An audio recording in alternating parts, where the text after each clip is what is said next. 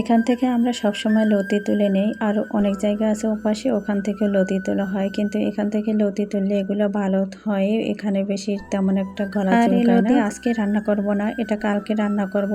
যেদিনের তা সেদিন লতির আঁশ তেমন একটা ওঠে না, পরের দিন একটু ভালো করে ওঠে। লতি এবং কচুর শাক এগুলো খেতে হয়, এগুলো খেলে বাচ্চাদেরও উপকার হয়, বড়দেরও উপকার হয়। এখানে আমি অনেক লতি তুলে নিয়েছি, এটা আমি আজকে ধুয়ে নেব। তালের সিজন যখন চলেই যাচ্ছে, ভাবলাম এই শেষ সময় আরেকদিন তালের পিঠা খাওয়া দরকার। এখানে আমি একটার মতো নারিকেল নিয়েছি, আর এখানে তালের পিউরি করা ছিল, ওগুলো আমি কিছুই যেমন তেমন সহজ হয়, কিন্তু নারিকেল ছিলানো আর পোড়ানো অনেক টাফ ব্যাপার। এটা করতে গেলে অনেক বিরক্ত লাগে, মনে হচ্ছে এজন্য পিঠাই খাবো না। তারপরে অল্প আমি চিনি দিয়েছি আর অল্প দিয়েছি কেন বলছি, আর এখানে লবণ দিয়েছি। এই যে দেখেন এখানে আছে রসগোল্লার ঝোল, এটা আমি ফেলে দেব না, কারণ রসগোল্লার ঝোল থাকলে আমি ফেলে দেই না, ওগুলো থেকে আমি পিঠা বানাই। মেহমান আসছিল, তার জন্য ওই ঝোলগুলো আমি ডিপে রেখে দিয়েছিলাম যাতে নষ্ট না হয়। তবে একদিন হয়েছে, এর পরের দিনই আমি পিঠা নিয়েছি, ভাবলাম রসটা দিয়ে আমি একটু কাজে লাগাই। টেলে রাখা চালের গুঁড়ো দিয়ে দিলাম। চালের গুঁড়ো একটু টেলে দিলে একটু ভালো হয়, কারণ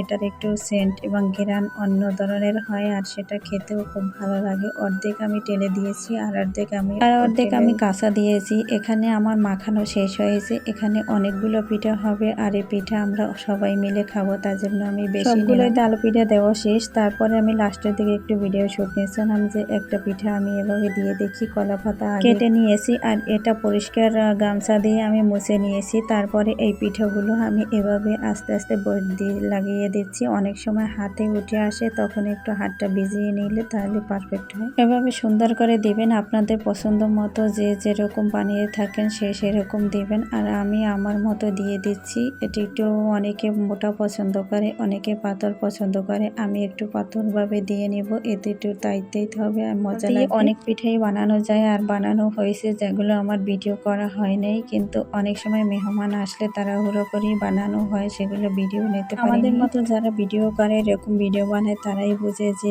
একটা ভিডিও করতে যে কত সময় লাগে, আর একটা ভিডিও মেক করতেও কত সময় লাগে, তারাই বুঝবে, আর কেউ বুঝবে না। দেখেন আমাদের অনেকগুলো পিঠা দেওয়া হয়ে গেছে, এখন আমি এই পিঠাগুলো ভেজে নেব। অটোমেটিক কয়েকটা আমি পিঠা ভেজেও নিয়েছি, তারপরে আমি এখানে দেখাচ্ছি আপনাদের। পিঠাটা ঢাকনা দিলে ওদিক এদিক দুই পাশে একটু ভালো হয়। তারপর আমি একটু ঢাকনা উঠিয়ে এখন উল্টাইয়ে দেব, আর এই পিঠাগুলো আস্তে উল্টাতে হয়। এগুলো অল্প আছে বেছে নিলে এক ধরনের মজা লাগে, আবার বেশি আছে বেছে নিলে অন্য ধরনের একটা মজা।